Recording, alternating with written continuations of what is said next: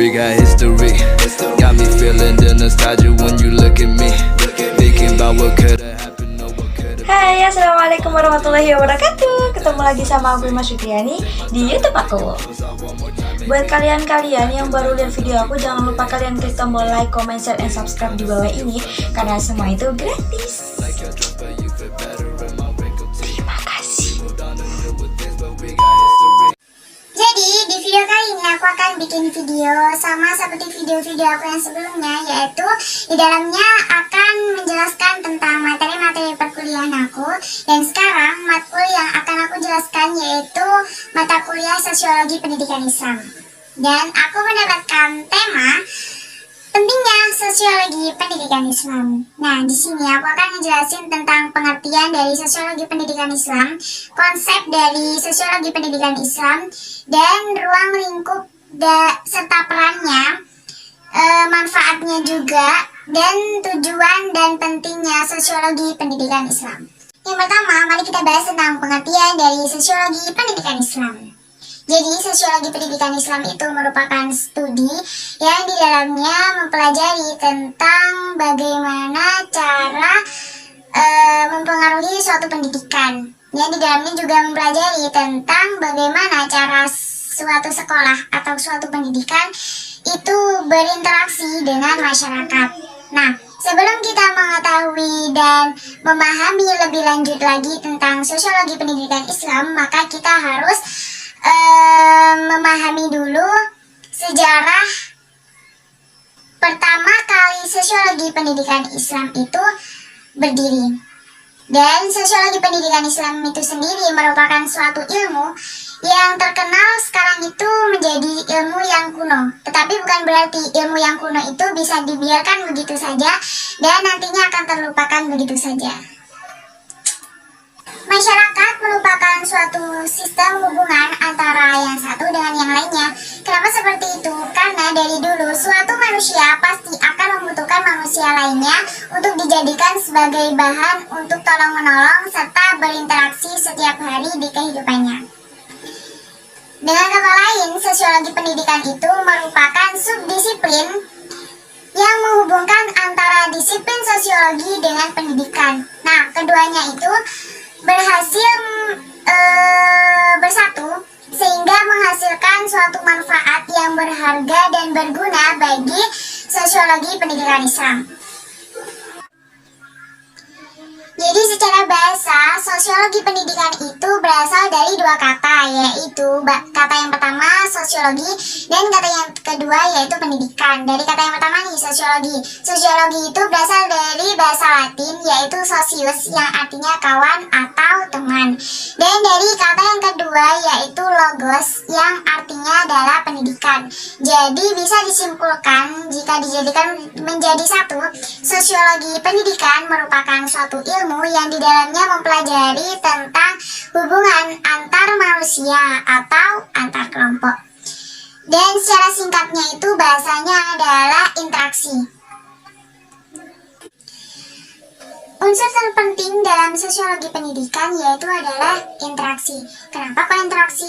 Karena sejatinya sebagai seorang manusia pasti membutuhkan manusia lainnya untuk tugas kehidupannya sehari-hari. Nah, dari sinilah manusia berinteraksi karena dorongan oleh kehidupannya sehari-hari dan tugas kehidupannya. Nah, tidak salah jika suatu tokoh ilmu mengatakan bahwa Sosiologi Pendidikan itu merupakan ilmu yang di dalamnya mempelajari tentang masyarakat, mempelajari tentang suatu masyarakat yang berhubungan dengan masyarakat lainnya yang dinamakan dengan interaksi.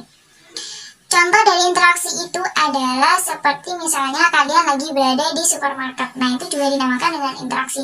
Kenapa kok dinamakan dengan interaksi? Karena di situ terdapat kalian sebagai pembeli dan mbak kasir atau mas kasirnya nih yang dinamakan dengan penjual. Nah, di situ dinamakan dengan interaksi jual beli. Ada lagi contoh interaksi yaitu di lingkungan sekolah, yaitu antara guru dan murid. Itu juga dinamakan dengan interaksi. Kenapa kok dinamakan interaksi? Karena di situ ada suatu guru dan murid yang sedang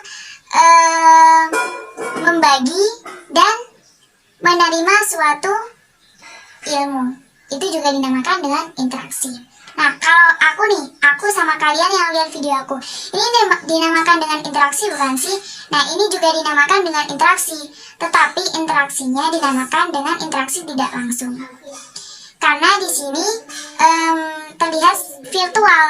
Nah, tapi kalau jual beli yang kalian lakukan di pasar, di supermarket, dan kegiatan belajar mengajar yang dilakukan secara offline itu dinamakan dengan interaksi secara langsung. Tapi kalau aku dan kalian seperti ini, itu dinamakan dengan interaksi secara tidak langsung.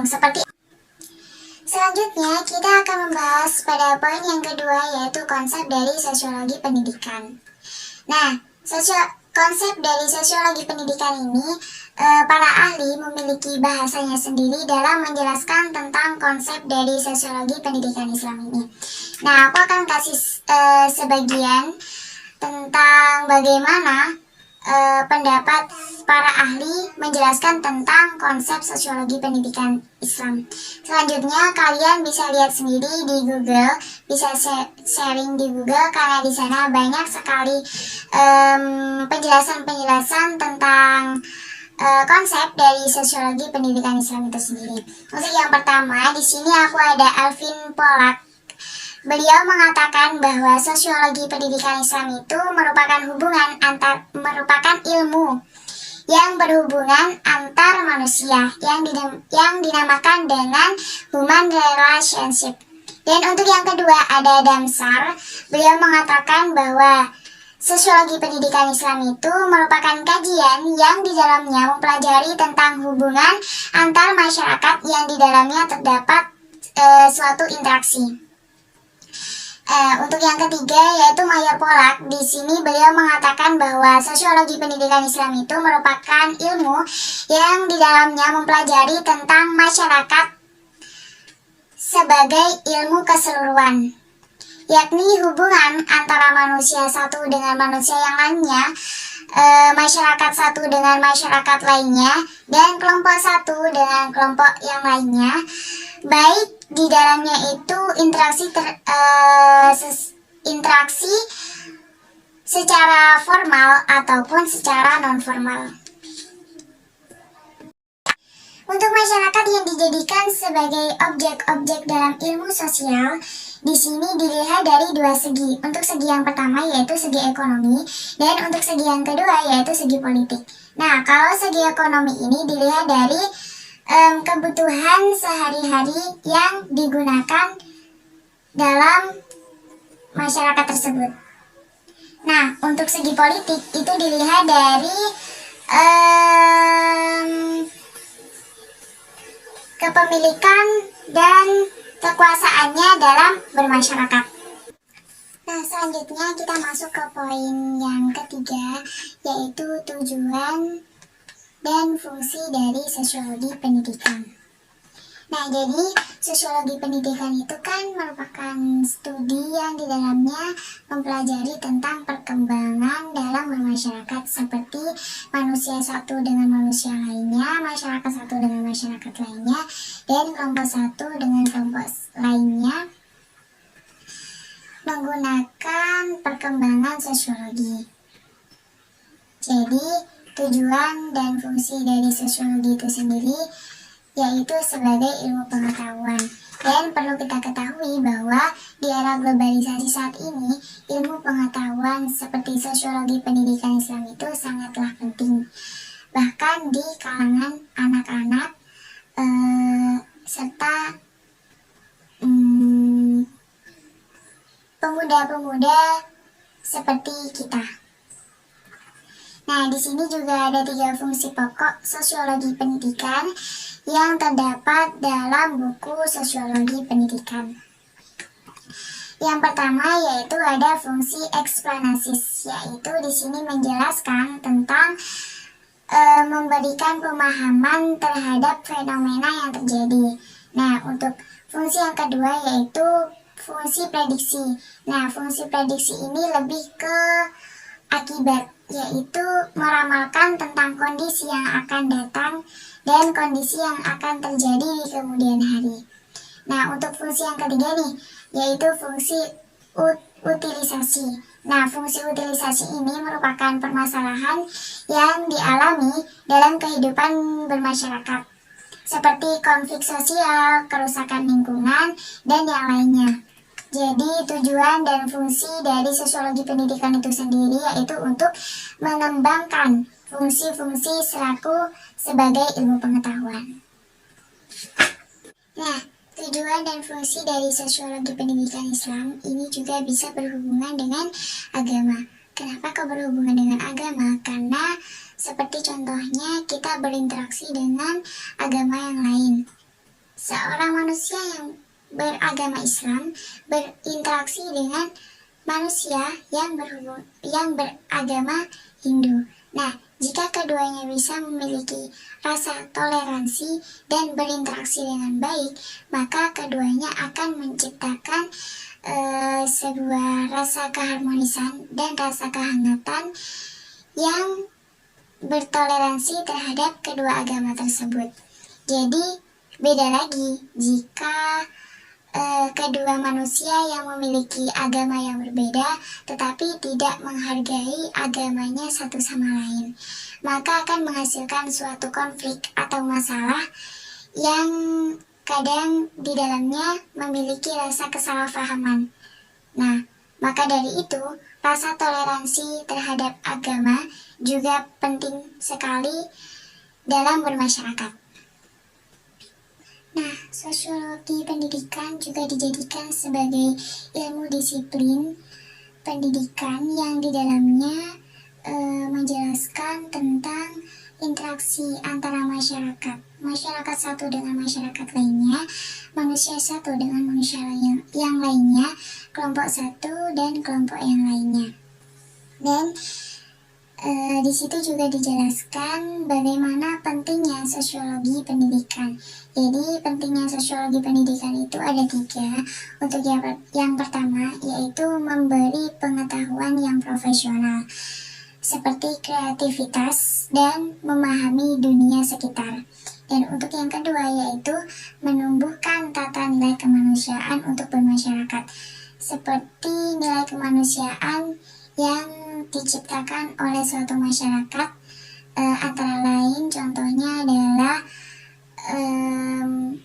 nilai kemanusiaan seperti gotong royong, bertanggung jawab, dan bertingkah laku adil terhadap semua manusia, dan banyak lagi tata nilai kemanusiaan yang sangat baik untuk bermasyarakat. Dan untuk yang ketiga yaitu memberikan pencerahan terkait memahami dunia yang selalu berubah secara tiba-tiba. Jadi tidak mungkin suatu dunia itu akan tetap seperti itu saja sampai nanti. Suatu dunia akan bisa berubah secara tiba-tiba mengikuti dengan zamannya. Seperti dulu, tidak ada telepon, tidak ada TV, dan tidak ada alat elektronik yang secanggih saat ini. Dan mungkin saja nanti dunia akan menciptakan suatu alat-alat elektronik yang lebih canggih dari zaman saat ini. Dan dalam sosiologi pendidikan akan memberikan pencerahan terkait memahami dunia yang selalu berubah secara tiba-tiba. Seperti itu. Jadi bisa diambil kesimpulan dari awal sampai akhir penjelasan tadi bahwa sosiologi pendidikan Islam itu adalah merupakan ilmu yang sangat bermanfaat bagi kehidupan bermasyarakat, yaitu di dalamnya mempelajari tentang bagaimana cara berinteraksi antara manusia satu dengan manusia yang lainnya dan masyarakat satu dengan masyarakat yang lainnya terhadap kehidupan bermasyarakat. Mungkin hanya itu aja yang bisa aku jelaskan kepada kalian. Kurang dan lebihnya aku mohon maaf banget. Dan terima kasih karena kalian sudah melihat video aku dari awal sampai akhir.